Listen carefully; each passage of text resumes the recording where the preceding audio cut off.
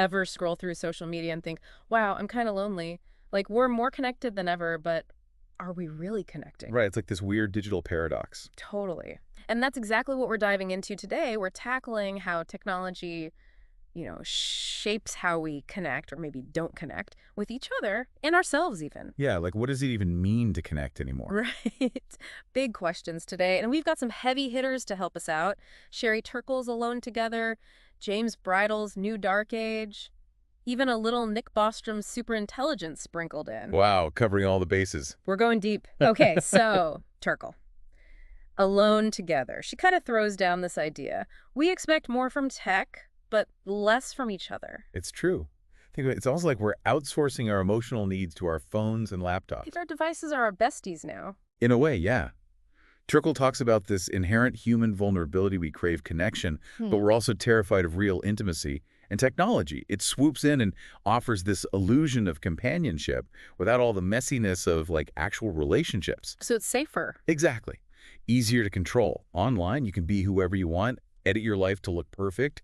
Try doing that with your real-life anxieties and awkward moments. And you can just like shut it off whenever you want, right? Exactly. No hard feelings. Wild. Yeah. So to illustrate this whole like craving connection thing, Turkle talks about this woman, Miriam. She finds comfort, companionship even, in a robot seal. A robot seal named Pero. A robot seal. Okay. That's pretty out there. Right. But it proves a point. We're hardwired to connect, sometimes in the most unexpected ways. And especially now, when we're bombarded with tech that promises connection. But is it really the same? That's the question, isn't it? Exactly. So it's not just robots. Think about it. Texting versus calling. Curating the perfect Instagram feed versus like messy real life. We're obsessed with control, with presenting this perfect image. Turkle calls it the curated life, right? Yeah. But are we losing something in the process? Absolutely. And it gets to this bigger thing Turkle points out. We're valuing quantity of connections over quality. 100 shallow connections over one truly deep one. Exactly. It's like we're trading depth for convenience. And you know who illustrates this perfectly? This teenager Turkle talks about, Audrey. She'd rather text than talk on the phone. Why is that? Too much pressure. Audrey says texting feels less intrusive, easier to manage. And that, right there, sums up a whole generation, maybe even all of us. And it's not just like our personal lives, right? This whole tech trade-off thing. James Bridle takes it to a whole other level in New Dark Age. He's like, hey, all this convenience comes at a cost. Yeah, Bridle really pulls back the curtain on the hidden costs of our digital lives. Yeah. Like, we love the ease of Amazon, right? 2 clicks, boom, new shoes. But have you ever thought about the environmental impact, the carbon footprint of all those deliveries? Honestly, not really. Out of sight, out of mind, I guess. Totally. Bridle calls it technological opacity.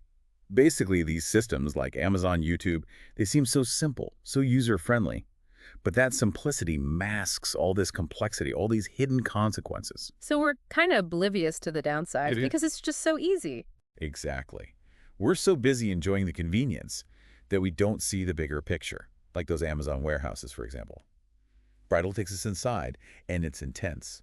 Workers pushed to their limits, every move dictated by algorithms. It's easy to forget there are actual humans behind all those algorithms. Really. And it's not just the workers. Bridle talks about this crazy statistic.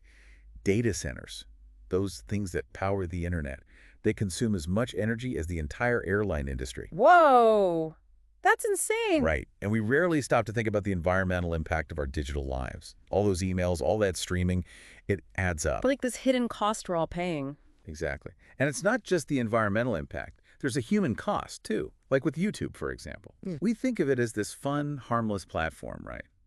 But Bridle points out the dark side. All the disturbing content that slips through the cracks, especially stuff targeted at kids.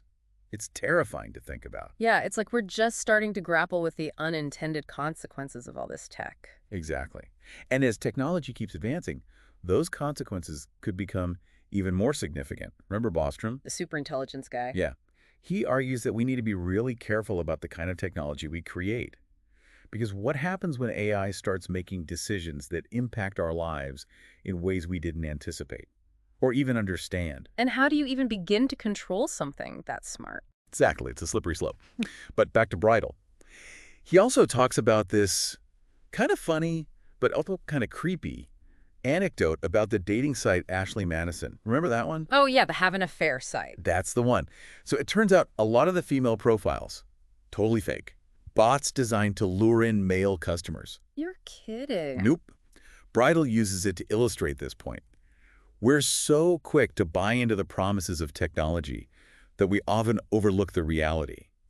We want to believe, even when it's probably not in our best interest. It's like we're almost wired to be a little bit naive when it comes to tech. Totally. But- And the naivete can have serious consequences. So where do we even go from here? It's a lot, right? This whole tech thing, it's kind of overwhelming. Right, but don't panic. It's not like we have to chuck our phones in a lake and, like, go live in the woods. Definitely not advocating for that. Neither is Turkle or Bridle, thankfully. They both seem to be pushing for a more mindful approach.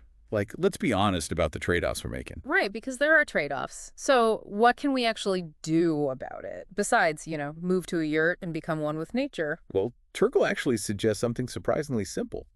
Phone-free dinners. Like, remember those? Ah, back in the dark ages. Exactly.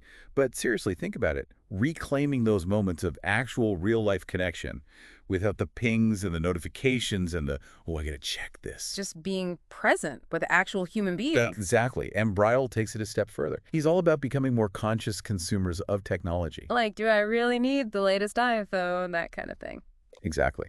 And it's not just about the stuff we buy, it's also about how we use it. Like, being aware of the time we spend online, the information we consume. And asking those hard questions. Is this actually adding value to my life? Right. Is this making me feel more connected or less? Right. It's all about finding that balance. We can have both, We can enjoy the benefits of technology, but also prioritize those real human connections. Totally. It's not an all or nothing thing. And maybe, just maybe, if we get that balance right, we can actually use technology to deepen our humanity, not diminish it.